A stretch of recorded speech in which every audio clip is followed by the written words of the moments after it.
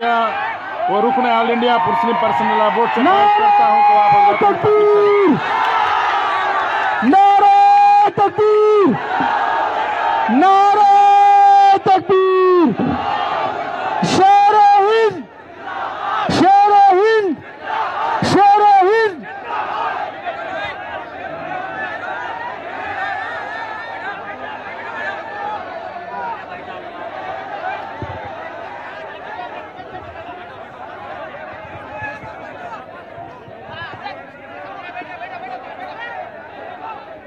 نعرہ تکبیر نعرہ تکبیر نعرہ تکبیر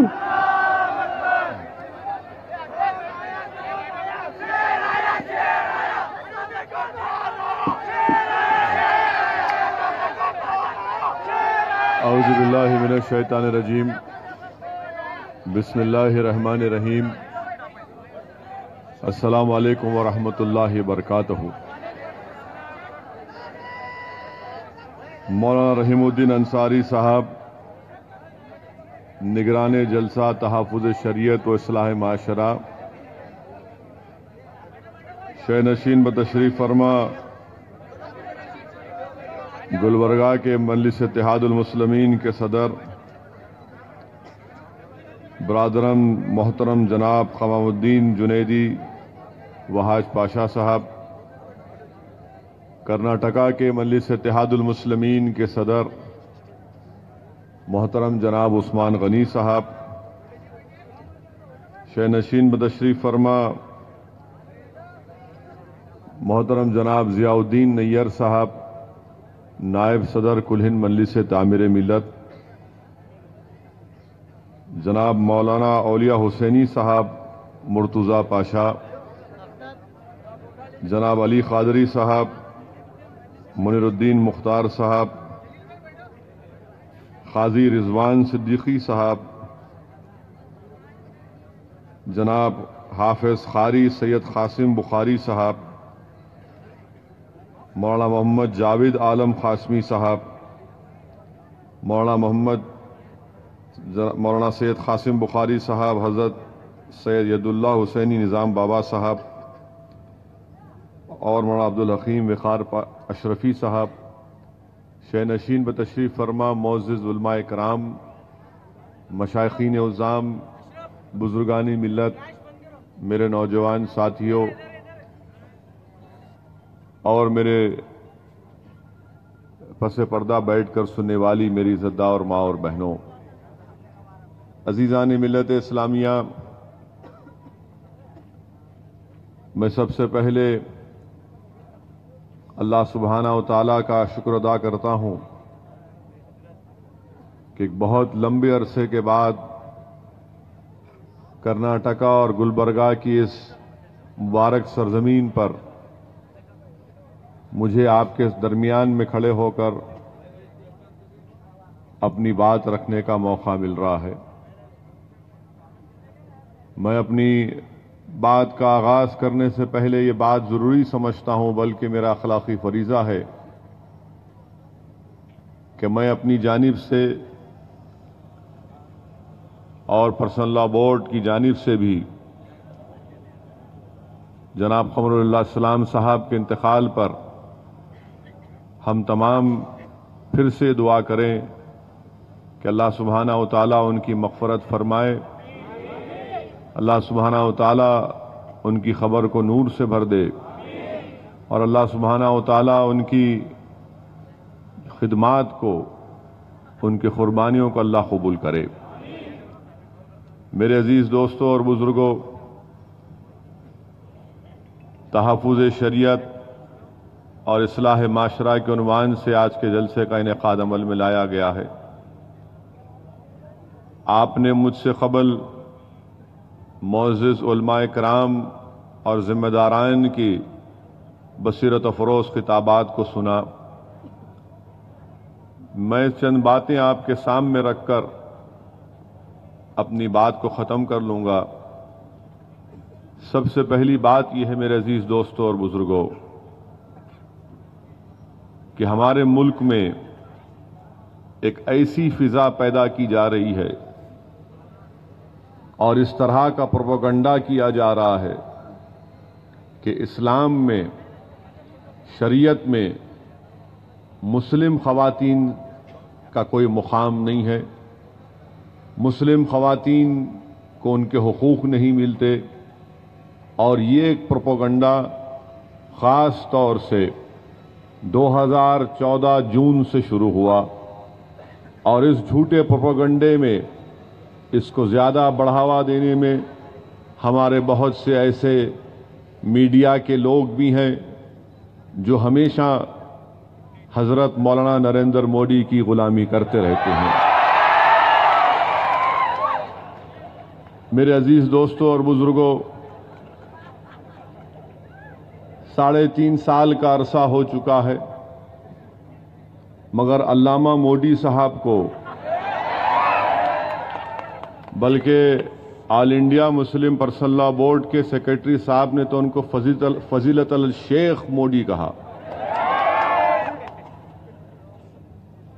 جب سے بی جے پی کی حکومت بنی، آپ دیکھیے کہ ایک منصوبہ بند طریقے سے ہفتے میں کم سے کم 2 دن ایک ہی عنوان ہوتا ہے ٹی وی پر، اخبارات میں۔ بات کو پھر سے رکھ رہا ہوں جو میں نے ہر تحفظ شریعت کے جلسے میں اس بات کو رکھا ہے، اور میں بتانا چاہ رہا ہوں حضرت مولانا مسٹر مودی کو کہ اسلام میں عورتوں کا کیا مقام ہے۔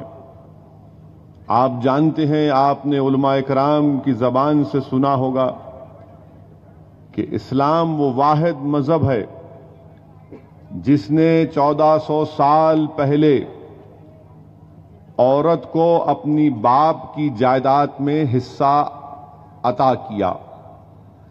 اس سے پہلے دنیا میں ایسا کوئی بھی مذہب نہیں تھا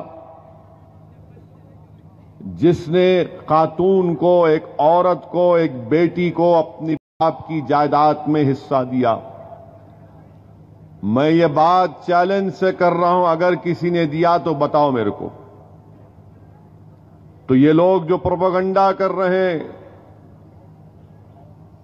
اور مگرمچھ کے آنسو بہا رہے ہیں، مسلم خواتین سے انصاف اور محبت کی باتیں کر رہے ہیں، میں ان لوگوں سے پوچھ رہا ہوں، بتاؤ آپ میرے سوال کا جواب دو۔ آپ نہیں دے پائیں گے۔ جو لوگ آج مسلمانوں پر الزام لگا رہے ہیں، سنو، یہی دین اسلام تھا اور ہے اور رہے گا صبح قیامت تک، جس نے ساری دنیا کو یہ پیغام دیا کہ اگر تم کو جنت دیکھنا ہے تو ماں کے پیر کے نیچے جنت ہے۔ بتاؤ آپ کس نے کہا یہ؟ دنیا میں بڑے بڑے ریفارمر آئے، دنیا میں بڑے بڑے دانشور آئے، بہت بڑے بڑے لوگ آئے دنیا میں۔ بتاؤ کیا تم نے کسی کی زبان سے یہ سنا کہ جس نے ساری دنیا کو یہ پیغام دیا کہ ماں کا مقام یہ ہے، کہ ماں کی عظمت یہ ہے کہ اس کے پیروں کے نیچے جنت ہے؟ آپ بتائیے، ہم نے ماں کو خدا نہیں بنایا، بلکہ ہم نے کہا کہ اگر تم ماں کی خدمت کرو گے، ماں کی محبت کرو گے تو اس کے پیروں کے نیچے جنت ہے۔ جو لوگ آج یہ کہتے ہیں کہ مسلم خواتین اور بچیوں سے ان سے انصاف نہیں ملتا، کیا کوئی یہ بتا سکتا ہے کہ کس نے کہا تھا کہ جنت کی خوشبو بیٹیاں ہوں گی؟ کس نے کہا تھا؟ یہ اللہ کے رسول صلی اللہ علیہ وسلم نے ارشاد فرمایا تھا۔ آج جو لوگ ہم کو یہ بتا رہے ہیں کہ اسلام میں مسلم عورتوں کا انصاف نہیں ملتا، ان کو ان کا حق نہیں ملتا، ان کا مقام نہیں ملتا، یہ جھوٹ بول رہے ہیں، یہ ظالم لوگ ہیں۔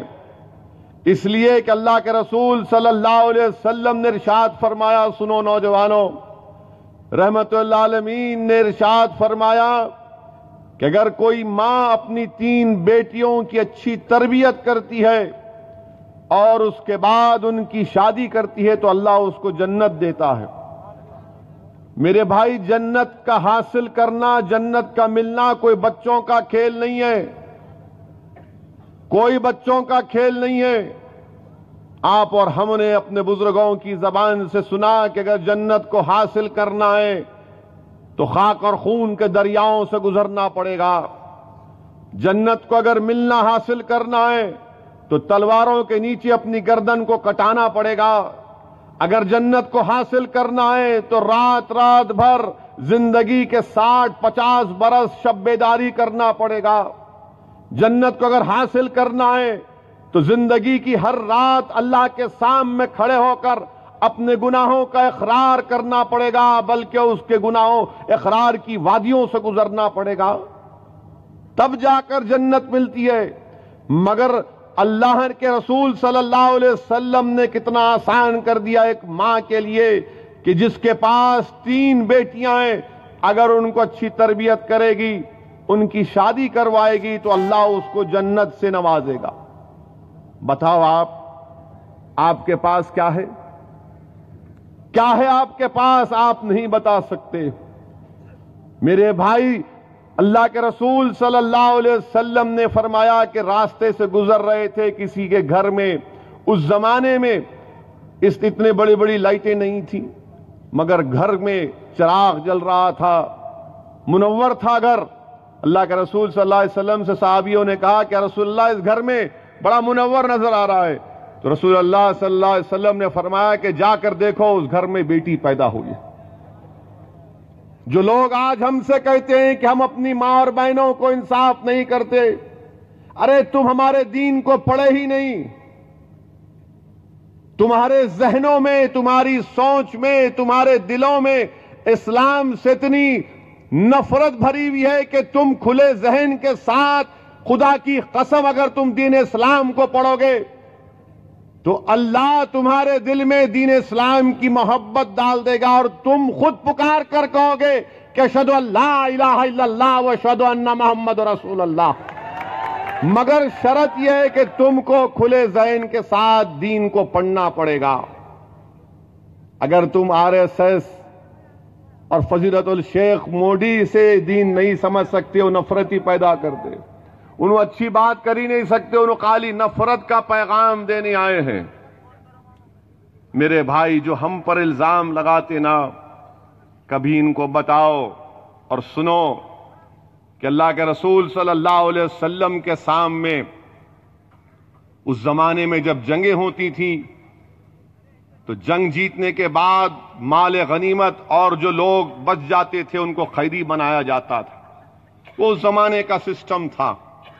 آج بھی آپ دیکھتے ہیں کہ جنگ ہوئی تو جس کو ہم پرزنر آف وار کہتے ہیں، تو اس زمانے میں پرزنر آف وار کو لایا گیا، جنگ کے قیدیوں کو۔ رسول اللہ صلی اللہ علیہ وسلم نے اس میں ایک لڑکی کو دیکھا، اس کا سر بڑھانا تھا۔ اللہ کے رسول صلی اللہ علیہ وسلم جا کر اپنے جسم مبارک سے چادر نکال کر اس بچی کے سر پہ ڈال دیے۔ صحابہ کرام نے پوچھا، یا رسول اللہ صلی اللہ علیہ وسلم آپ کیا کر رہے ہیں؟ قیدی ہے، یہ قیدی ہے، پرزنر آف وار ہے۔ تو 1400 سال پہلے رحمت اللہ عالمین نے فرمایا یہ کسی کی بیٹی بھی ہے، یہ کسی کی بیٹی بھی ہے۔ میرے آقا محمد مصطفیٰ صلی اللہ علیہ وسلم نے ایک قیدی خاتون کے سر کو بڑھانا دیکھنا پسند نہیں کیا۔ اس میں ہمارے لیے بھی ایک پیغام ہے۔ جب رحمت اللہ عالمین صلی اللہ علیہ وسلم نے ایک قیدی عورت کے برہانہ سر کو دیکھا تو اس کے سر پہ چادر ڈال دی۔ میری ماں اور بہنوں، آپ بھی دیکھ لو کہ کبھی اگر گھر سے نکلنا ہے ضروریات کی تکمیل کے لیے تو یقیناً نکلو، علم حاصل کرو، مگر اس سے پیغام بھی ملتا ہے کہ برہانہ سر مت جاؤ۔ اس سے پیغام ملتا ہے کہ اگر ہم رسول اللہ صلی اللہ علیہ وسلم کے امتی ہیں تو پیغام کیا مل رہا ہے کہ ایک عورت قیدی ہے اور رحمت اللہ عالمین اس پر رحم فرما رہے، اور ہم امتی ہیں تو ہمارا بھی کام یہ ہے میری ماں اور بہنوں کہ یقیناً دنیا کی دوڑ میں شامل ہونا ہے۔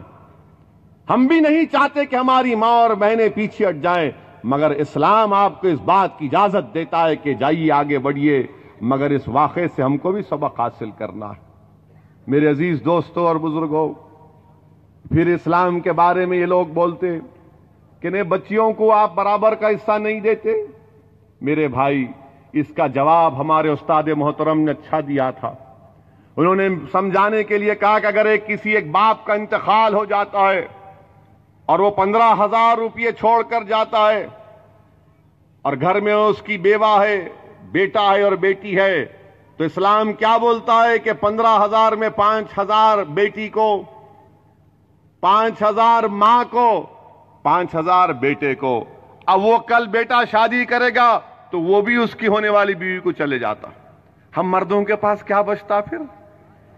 پورا ہمارے انہی لے کے جا رہے. اور یہ بولتے نہیں آپ پر، ارے تمہارے پاس کیا ہے بتاؤ نا، بتاؤ آپ کے پاس کیا ہے.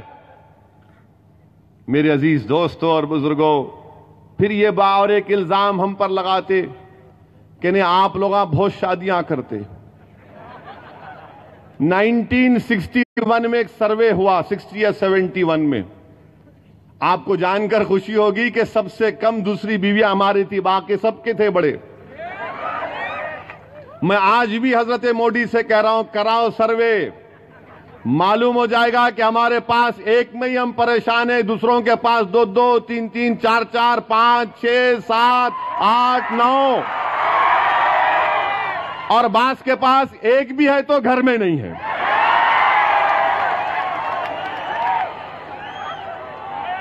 ہمارے پاس ایک ہے تو ہم گلبرگہ میں ہے باہر آپ کے سامنے.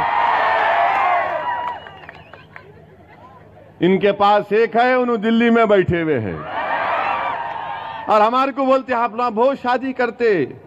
کہاں ہے بھائی فگر بتاؤ؟ یہ زبانی مت جاؤ، فگر بتاؤ، سروے کرو. چیلنج کر رہا ہوں سینسس ڈپارٹمنٹ کو، کہو آپ سروے کرو پورے ہندوستان کا، اور اس سروے میں یہ بھی لکھو کہ جس کی بیوی نہیں ہے مگر انہیں اس کو رکھ کے اس کا بھی لکھو. معلوم کرو کتنے کمیونٹی وائز نکلتے. دیکھو نہیں کریں گے، نہیں کریں گے میرے بھائی، یہ حقیقت ہے. مگر میڈیا کے ذریعے خاص طور سے پروپیگنڈا کیا جاتا ہے کہ مسلم عورتوں سے انصاف نہیں ہوتا. ہم بھی مانتے ہیں کہ انصاف ہونا چاہیے، ہمارا بھی مطالبہ یہ ہے کہ ہماری بہنوں سے انصاف ہونا چاہیے.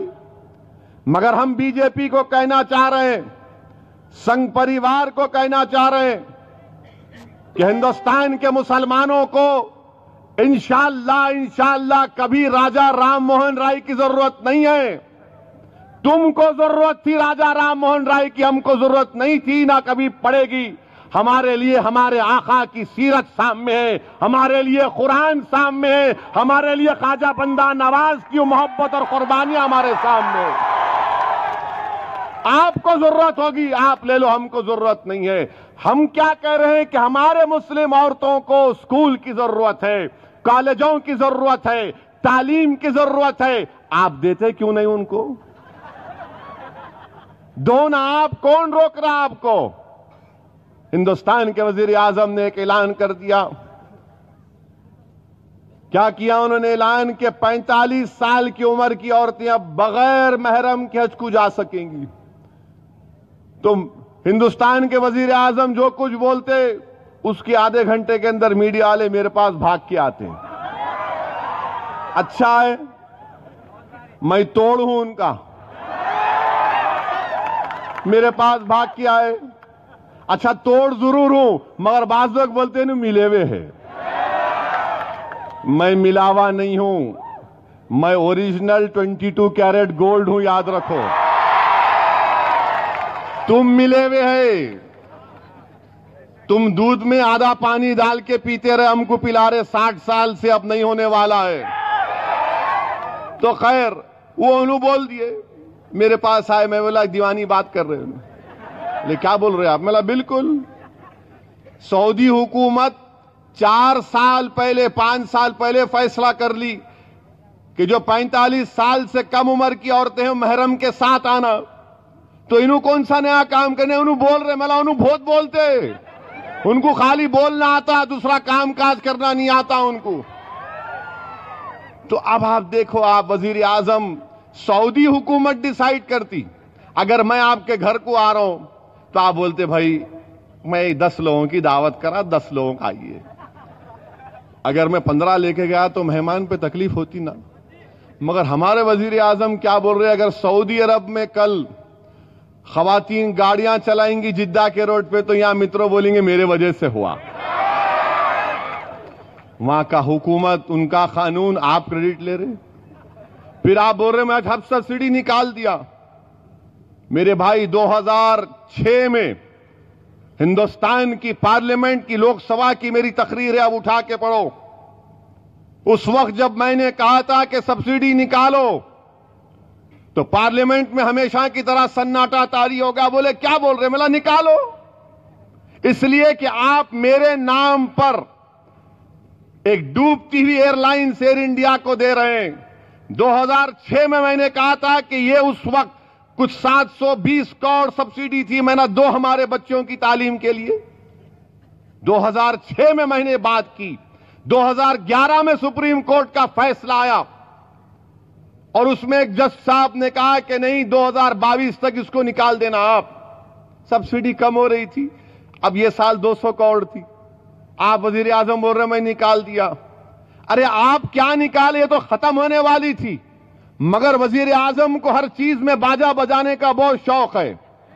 ان کی تائید میں بینڈ باجا بارات لے کے میڈیا والے شروع آتے کہ مسٹر موڈی بولے باجا، مسٹر موڈی چھینکے باجا، مسٹر موڈی بیت الخلا کو گئے باجا، یعنی ہر چیز کا باجا.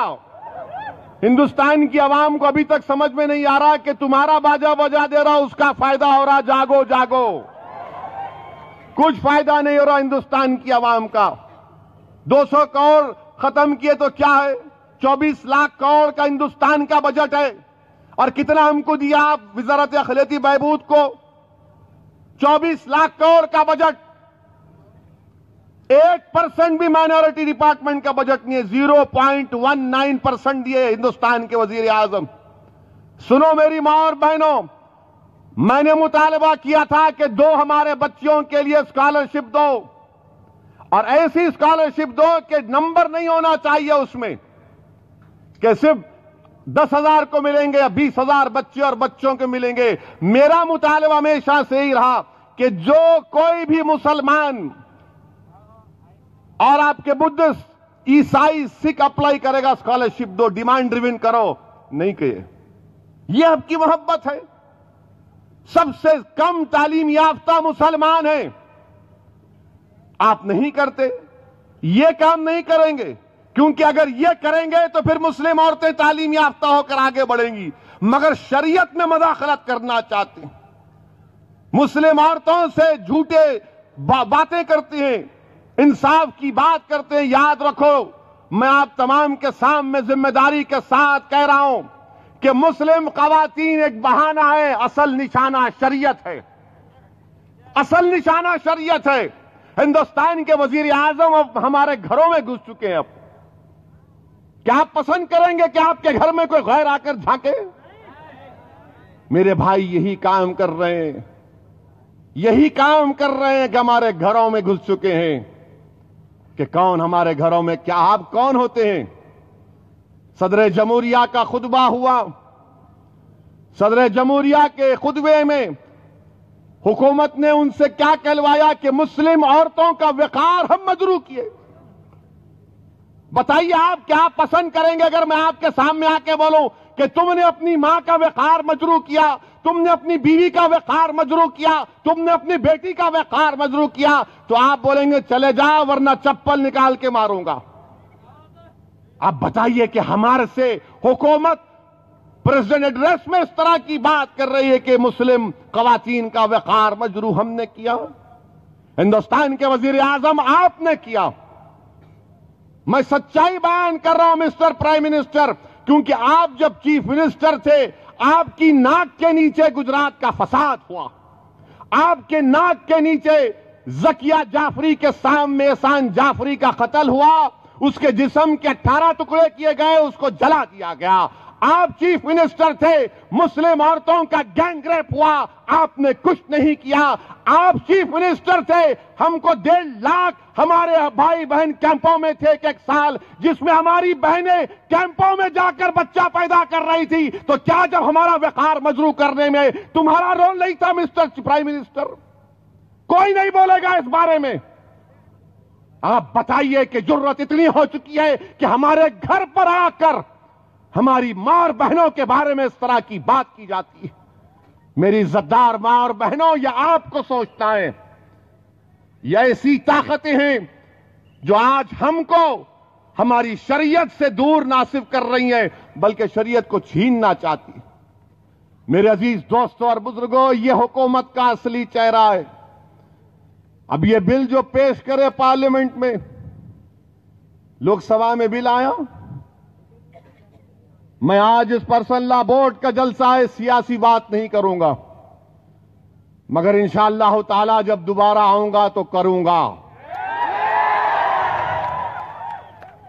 میں اس موقع پر یہاں کے ایس پی صاحب کو بھی تھینک یو کہتا ہوں. ایسے ایس پی پورے کرناٹکا میں ہو گئے تو کرناٹکا کا کلیان ہو جائے گا. میرے سے بات کرے ایس پی صاحب، مسٹر اویسی آپ ریسپانسبلی بات کرنا. میں بولا بالکل کروں گا سر.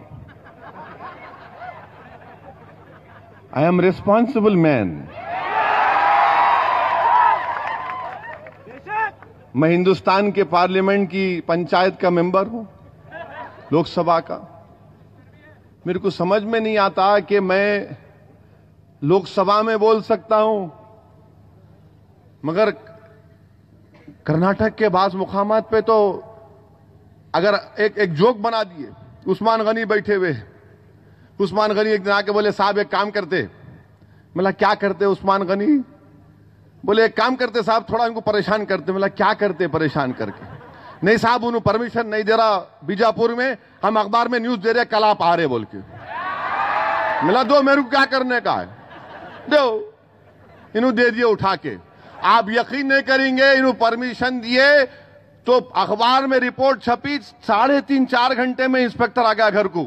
آپ نہیں آنا بیجاپور کو. ملا کیا بات ہے، لو لیٹر لائے. ارے میں بولا میری داڑھی وائٹ ہو رہی ہے، کئی کو لو کر رہے میرے سے. ایک میں ہی پریشان ہے. لوگ میرے سے پوچھتے ہیں داڑھی کیسا وائٹ ہوئی. ملا نہیں بول سکتا، بولا تو پھر گیا. پھر اتنا پریشان رہتے ہم لوگ پورے. یہ نہیں بول رہے پورے مولانا آپ کو یہاں پہ خاموش بیٹھے، وہی بول رہا ہوں ان کی طرف سے. آگے صبح نہیں آنا، یہ حال کر دیے میرا. اخبار میں خبر چھپی آ رہے بولتے انہوں بارات لے کے آتے، نہیں آنا نہیں. ارے کب تک نہیں آنا رے بابا؟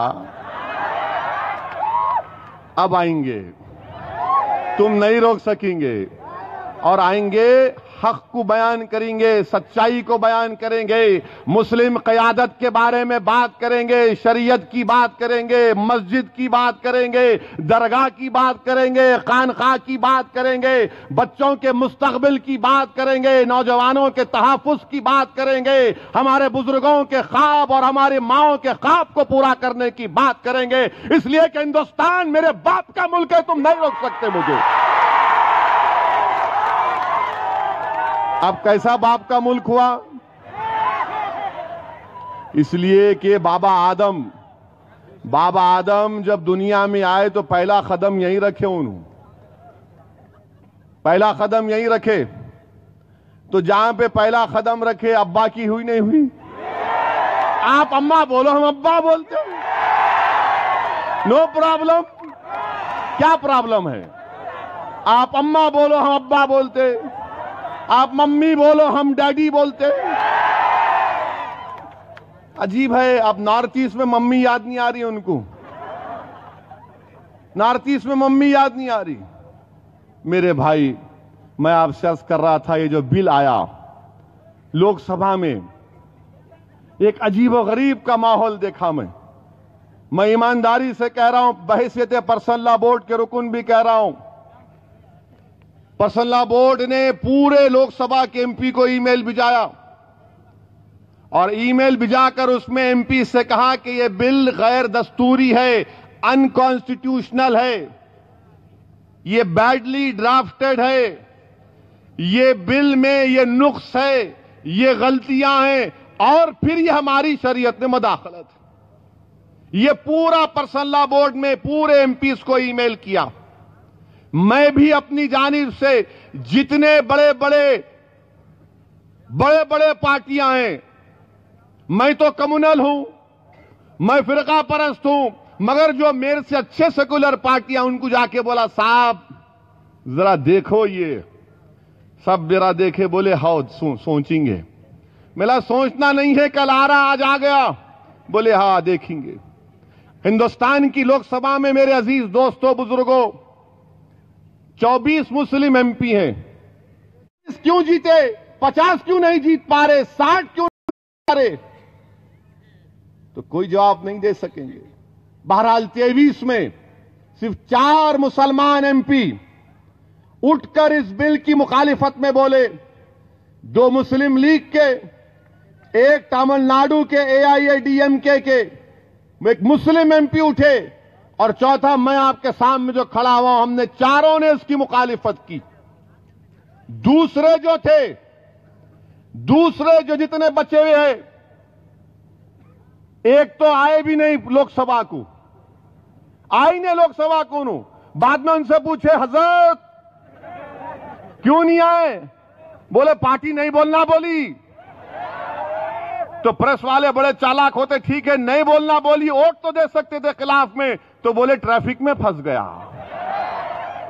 میرے پاس میڈیا والے آ کے بولے انہوں ٹریفک میں پھنس گئے۔ میں صحیح بولے، جھوٹ نہیں بولتے انہوں۔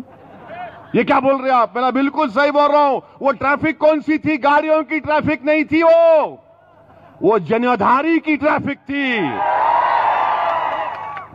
جنودھاری کی ٹریفک تھی، وہ اس میں پھنس گئے ان مولانا۔ میرے بھائی، میں مسلم ایم پیوں سے بولا بولو، تو کئی میرے کو بولے نہیں تمہاری تقریر سننے بیٹھے ہم، تم کیا بولتے دیکھیں گے۔ ارے میرے کو کیا سنیں گے؟ میں تو دیوانہ ہوں، بولتے رہوں گا، میں جب تک زندہ رہوں گا بولتے رہوں گا انشاءاللہ تعالی۔ مجھے لال بتی کی ضرورت نہیں ہے، مجھے عہدوں کی ضرورت نہیں، نہ کبھی لوں گا انشاءاللہ تعالی۔ اللہ نے اپنے حبیب کے صدقے میں اور تم لوگوں کی دعاؤں کی وجہ سے، اہل دل کی دعاؤں کی وجہ سے، اللہ نے میری فقیری میں شاہی دی ہے۔ ملا بولو، یہ وقت بولنے کا ہے۔ میں ان سے جا کر بولا، اب دیکھو اگر تم نہیں بولو گے تو کب بولو گے؟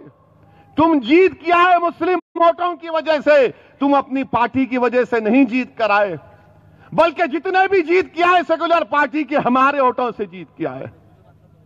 تم آج جو ہندوستان کی لوک سبھا میں جو سیکولر پارٹیوں کو دیکھ رہے ہو، ان کی تعداد مٹھی بھر ہے، بی جے پی کے پاس 280 ہے، مگر جتنے بھی جیت کیا الحمدللہ وہ ہماری وجہ سے۔ ہم نے دھوپ کی پرواہ نہیں کی، چلچلاتی دھوپ میں نکل کر ہمارے بزرگوں نے، ہمارے ماؤں نے اپنے بچوں کو بھوکا رکھ کر، ہمارے نوجوانوں نے محنت کر کے ان کو۔ اگر ہم تائید کرتے تو ہم کو ہندو ووٹ نہیں ملتا۔ آج ہمارا یہ حال ہو گیا میرے بھائی، جس ملک کے لیے ہم نے اپنا سب کچھ قربان کر دیا۔ سن 57 کی جنگ آزادی ہم سے شروع ہوئی۔ کوئی سنگ پریوار، کوئی نام نہاد، یہ بڑے پریوار کے لوگوں نے فتویٰ نہیں دیا، ہمارے علماؤں نے دیا۔ اور علماء نے کہا کہ فتویٰ دیں گے، اور میں ایمانداری کے ساتھ کہہ رہا ہوں، تم کو جذبات میں لانے کے لیے نہیں کہہ رہا ہوں، کہ جب بل پاس ہو گیا لوک سبھا میں، اپنے گھر کو آیا اور سر پکڑ کر بیٹھ گیا۔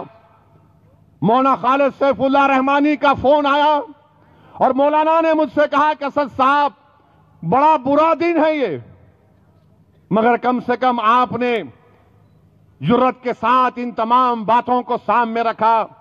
اور مولانا نے مجھ سے کہا کہ اسد صاحب بڑا برا دن نظر آ رہا تھا۔